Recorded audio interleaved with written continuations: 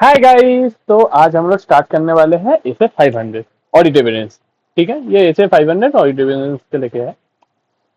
एक एक एग्जांपल से समझते हैं। ठीक है, सोचिए कि आप एक ऑडिटर हो। आप और किसी का ऑडिट करने गए और जो क्लाइंट है वो आपको ऐसे फोटो भेज दिया स्टॉक का कि सर ये है स्टॉक व्हाट्सएप पे। आप उस पर भरोसा करोगे? नहीं ना। तो यही है इसे 500 ऑडिट एविडेंस। आपको चाहिए ऑडिट एविडेंस, कोई भी आपका जो ओपिनियन दे रहे हो उसको किसी के ऊपर तो बेस करके बनाना होगा ना। तो वो करता है ऑडिट एविडेंस कि आप ऑडिट एविडेंस लो उसके ऊपर। हम लोग अभी तक क्या क्या पढ़े कि ऑडिट प्लानिंग है, फिर पढ़े कि ऑडिट पे क्या क्या रिस्क होते हैं, उसको उसके लेके मुझे फर्दर ऑडिट प्रोसीजर डिजाइन करना है। अभी पढ़ रहे हैं ऑडिट एविडेंस कि मेरे को ऑडिट एविडेंस भी चाहिए होते हैं। तो स्टार्ट करते हैं ऑडिट एविडेंस।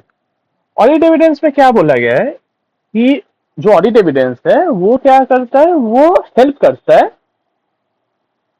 जो ऑडिट एविडेंस है वो हेल्प करता है ऑडिटर को in arriving the conclusion on which the audit opinion is based.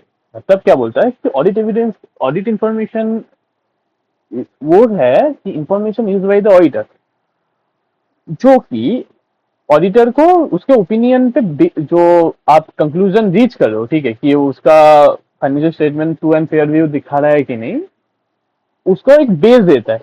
Audit evidence के ऊपर ही आपका ऑडिट ओपिनियन बनता है। ऑडिट एविडेंस दो तरीके के हो सकते हैं। ठीक है, ये इंफॉर्मेशन मतलब अकाउंटिंग रिकॉर्ड्स में भी हो सकता है। ठीक है, और क्या ये अदर इंफॉर्मेशन में भी हो सकता है। मतलब it includes both information content in accounting records underlying the financial statement और अदर इंफॉर्मेशन।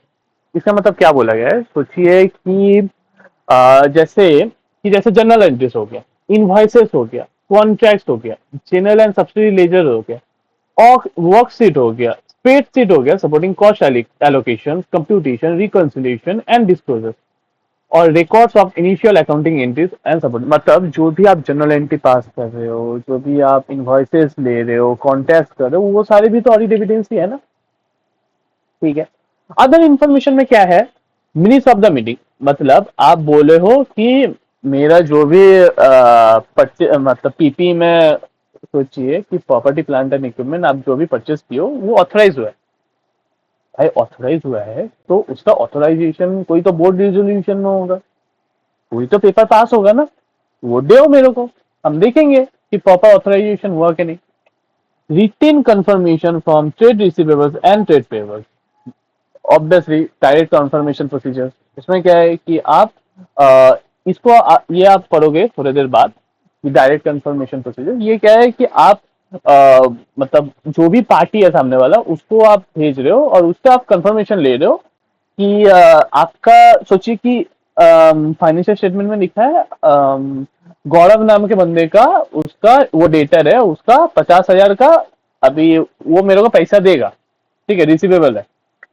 तो आप मेरे मतलब जो क्लाइंट के जो ऑडिटर है वो ऑडिटर मेरे से कंफर्मेशन ले सकता है, ठीक है, कि आपका 50,000 है कि नहीं। Manual containing details of internal control, मतलब जो भी इंटरनल कंट्रोल का मैनुअल है कि कौन बंदा कौन सा कंट्रोल देखता है, वो क्या है कि वो उसका डिटेल्स में भी हम लोगों को पता चलेगा। Types of audit evidence, types of audit evidence मतलब डिपेंडिंग अपॉन नेचर और depending upon source. Depending upon nature में क्या है कि विजुअल, ओरल और डॉक्यूमेंट्री, और डिपेंडिंग अपॉन सोर्स में क्या है, internal evidence, external evidence. Depending upon nature में टोटल तीन तरीके के नेचर वाइज होता है ऑडिट एविडेंस। क्या क्या है? एक है विजुअल, ओरल, डॉक्यूमेंट। मतलब आप एक नॉर्मल ये पता है, ये मतलब रटने का सब्जेक्ट नहीं है, ठीक है। हाँ, थोड़ा थोड़ा रटने का भी है। हाँ, तो ये क्या है, ये मेनली है कि आपको समझना पड़ेगा कि बात हो क्या रहा है। ऑडिट एविडेंस टोटल, अगर आप ब्रॉड व्यू में आप सेपरेट करना चाहो तो टोटल दो तरीके के है। एक है डिपेंडिंग अपॉन सोर्स और depending upon nature. Depending upon nature में क्या है, तीन तरीके के है, visual, oral, documentary. Depending upon source में क्या है, ये एक है इंटरनल एविडेंस, एक है एक्सटर्नल एविडेंस। अभी एक एक करके समझ। विजुअल में क्या है कि जो भी ऑडिट एविडेंस आप देख के समझ लो, ठीक है, ऑब्जर्व कर लो। जैसे कि सोचिए कि आप बोले कि मेरे पास 5 स्टॉक है, 5 क्वांटिटी का स्टॉक है। अभी आपको पता कैसे चलेगा? आप रिकॉर्ड में तो लिख दिए कि हाँ भाई 5 है, ठीक है, आप इन्वॉइसेस में भी दिखा दिए 5 है, लेकिन हम लोगों को पता कैसे चलेगा कि 5 ही है, रियल में भी 5 ही है? ये है विजुअल। मतलब आप जो फिजिकल इन्वेंट्री है उसको आप काउंट करोगे फिजिकली, ठीक है, या मतलब आप काउंट नहीं करोगे, आप भी कर सकते हो या फिर जो भी मैनेजमेंट का बंदा है वो काउंट करेगा और आप देखोगे कि हाँ भाई है। ओरल, ओरल में क्या है? Discussion with the management and offer officer of the client, other officer of the client.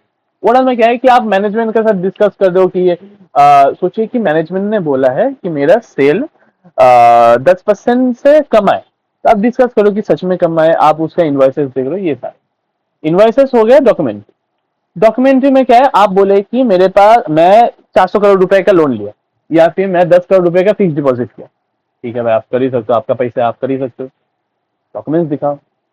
Fix deposit जो किए होगे आपका तो कोई तो सर्टिफिकेट मिला होगा, आप वो दिखा दो, या फिर लोन एग्रीमेंट है उसका आप दे दो मुझे कि भाई ये मैंने लोन लिया है।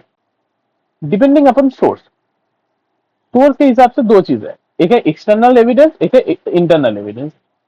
इंटरनल एविडेंस में क्या है? Evidence which originates within the organisation. Evidence में क्या है कि एविडेंस, मतलब इंटरनल एविडेंस क्या है? Evidence which originates within the organisation. External evidence में क्या है? एक्सटर्नल एविडेंस में क्या है? Evidence which originates outside the organisation, ठीक है। मतलब क्या है?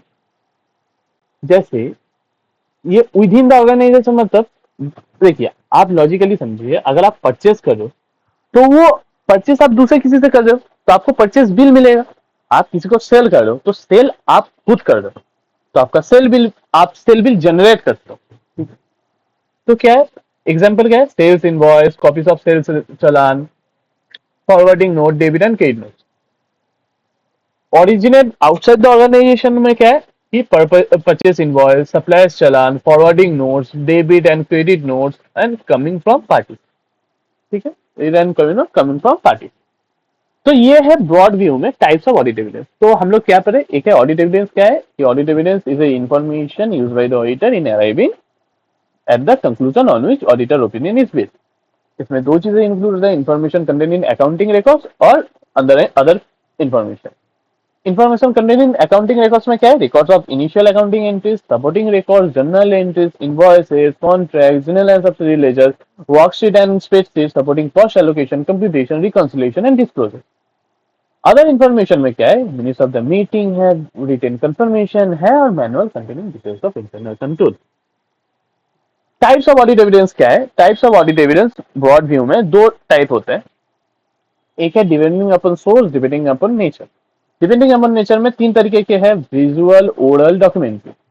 डिपेंडिंग अपॉन सोर्स में क्या है? इंटरनल और एक्सटर्नल।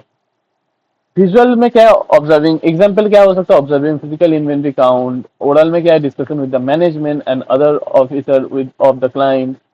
डॉक्यूमेंट्री में क्या है? Fix deposit certificate, loan agreement, sales bill etcetera. Depending upon source में क्या है? Internal evidence and external evidence. Internal evidence में क्या है? Evidence which originates within the organisation, sales invoice, copies of sales challan and forwarding notes and dividend paid notes. External evidence में क्या है? Evidence which originates outside the organisation, जैसे कि purchase invoice, suppliers challan and forwarding notes, debit and credit notes coming from party. ये एक normal सा common sense का बात है कि जो भी एक्सटर्नल एविडेंस है उसमें क्या है? छेड़छाड़ होने का प्रोबेबिलिटी कम होता है in compare to internal evidence, क्योंकि इंटरनल एविडेंस आपका within the client premises वो रेडी होता है, तो ऑब्वियसली आप उसमें कोई भी चेंजेस कर सकते हो, पता नहीं चलेगा। इसमें external evidence is generally considered to be more reliable as they come from third party who are not normally interested in manipulating of the accounting information, ठीक है। Relevance and reliability of audit evidence, ये बीच बीच में question आता है, मतलब ये ऐसे 500 totally बहुत इंपॉर्टेंट चैप्टर है, तो उसमें बीच बीच में क्वेश्चन आते रहता है, ठीक है, तो आप अच्छे से पढ़ना। Relevance and reliability of audit evidence, relevance and reliability of audit evidence. इसमें क्या बोला है, it deals with logical connection with or bearing upon the purpose of audit procedure and the assertion under consideration. A given state of audit procedure may provide audit evidence that is relevant to certain assertion but not others. इसमें क्या बोला गया है कि ये logical connection को logical connection से connection के साथ मतलब काम करता है और इसका पर्पस क्या है, मतलब वो लॉजिकल कनेक्शन उसको लेके वो जो ऑडिट प्रोसीजर और जो एसोसिएशन है उसको लेके काम करता है, ठीक है। मतलब एक given set of audit procedure may provide audit evidence that is relevant to certain association. मतलब जैसे कि सोचिए कि इन्वेंट्री काउंट को लेकर बोल रहे हैं, इन्वेंट्री काउंट में आप इनवॉइस चेक करके उतना अच्छा आप मतलब आपका ओपिनियन नहीं दे सकते हो जितना आप फिजिकल वेरिफिकेशन करके दे, ठीक है। जैसे कोई भी फिजिकली चीज हुआ ना तो आप मतलब क्या करो, अगर सोचिए आपके पास 4 मोबाइल है, आप देखोगे कि भाई मेरे पास 4 मोबाइल का इनवॉइस है कि भाई मेरे पास 4 मोबाइल है और मेरा सेल का कोई रिकॉर्ड नहीं है, तो आप ये क्या सोच रहे हो कि मेरे पास 4 ही मोबाइल है। हो ही सकता है कि मेरा एक मोबाइल गुम हो गया है या फिर एक मोबाइल सेल हो गया लेकिन मैंने बिल नहीं रखा है। मोबाइल को अगर देखने के लिए आपको मेनली क्या करेगा, आपको फिजिकली काउंट कर लो, वो सबसे ज्यादा आपको अच्छा एविडेंस देगा। इसमें दो चीजें हैं, टेस्ट ऑफ कंट्रोल और सब्सटेंसिव प्रोसीजर। ये ऑलरेडी हम पढ़ चुके हैं, फिर भी एक बार पढ़ लेते हैं।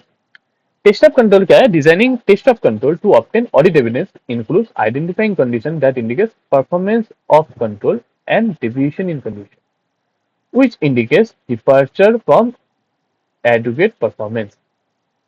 इसका मतलब ये क्या बोला गया है कि टेस्ट ऑफ कंट्रोल में क्या है कि डिजाइनिंग जो टेस्ट ऑफ कंट्रोल है टू ऑब्टेन ऑडिट एविडेंस, उसमें क्या इंक्लूड होता है, identifying condition that indicate performance of control and deviation in condition, ठीक है। अभी कंडीशन मतलब क्या, जो भी कैरेक्टरिस्टिक मतलब जैसा होना चाहिए था वो वैसा प्रॉपरली नहीं हुआ, और ये क्या इंडिकेट करता है, डिपार्चर फ्रॉम एडुकेट परफॉर्मेंस, वही कि जैसे परफॉर्मेंस होना चाहिए था वो वैसा नहीं हुआ।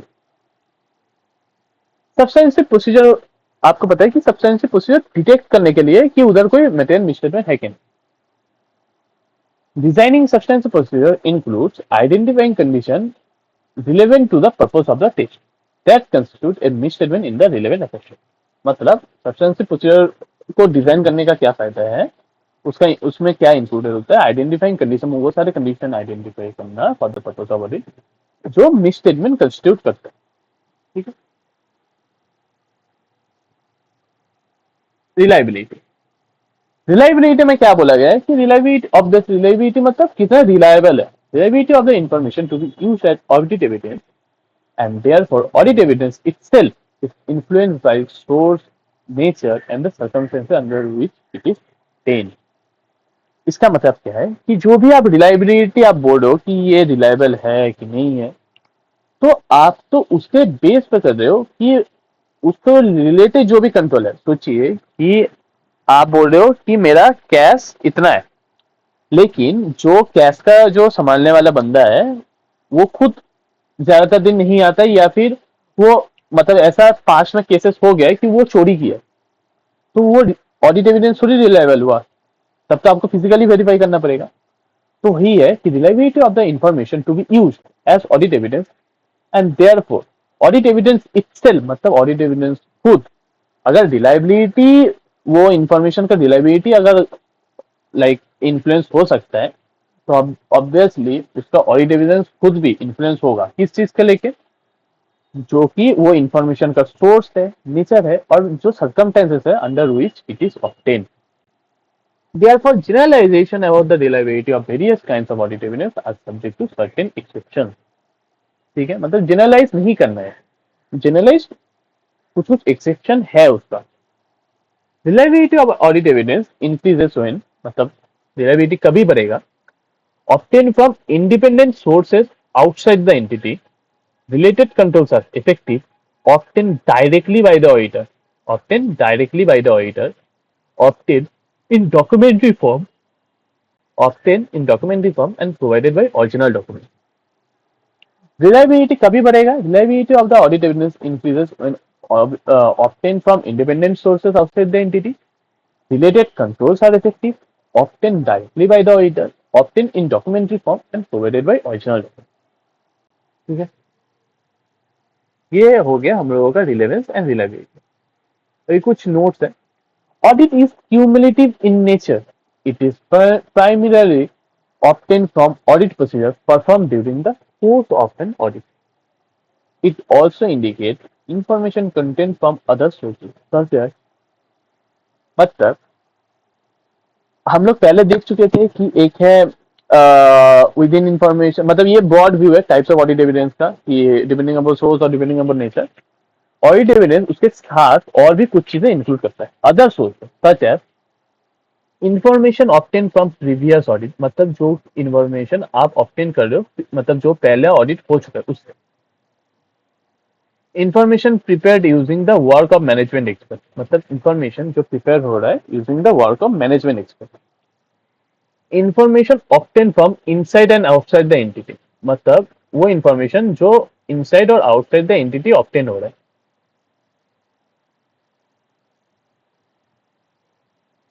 Information from the entity's accounting records, मतलब अदर सोर्सेस में क्या आया, information obtain from previous audit, work of management expert और इनसाइड एंड आउटसाइड। ये ऑलरेडी इनसाइड और आउटसाइड द एंटिटी ऑलरेडी और एंटिटीज अकाउंटिंग में ऑलरेडी हो गया, mainly using the work of management expert और प्रीवियस।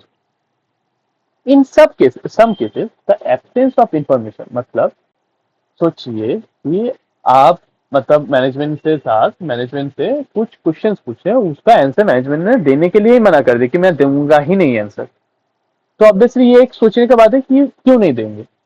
ठीक है, आप इंफॉर्मेशन कैसे नहीं देंगे, मतलब आपका मर्जी आप नहीं दे सकते, लेकिन ये भी एक है कि हम लोग लिख सकते हैं कि इंफॉर्मेशन हम लोग को दिया नहीं गया, is use by the auditor and therefore also constitute audit evidence. ठीक है, तो आज हम लोग क्या क्या पढ़े, एक है ऑडिट एविडेंस क्या है, उसके टाइप्स क्या है, उसमें क्या इंक्लूड्स होते हैं, और relevance and relativity of audit evidence क्या है।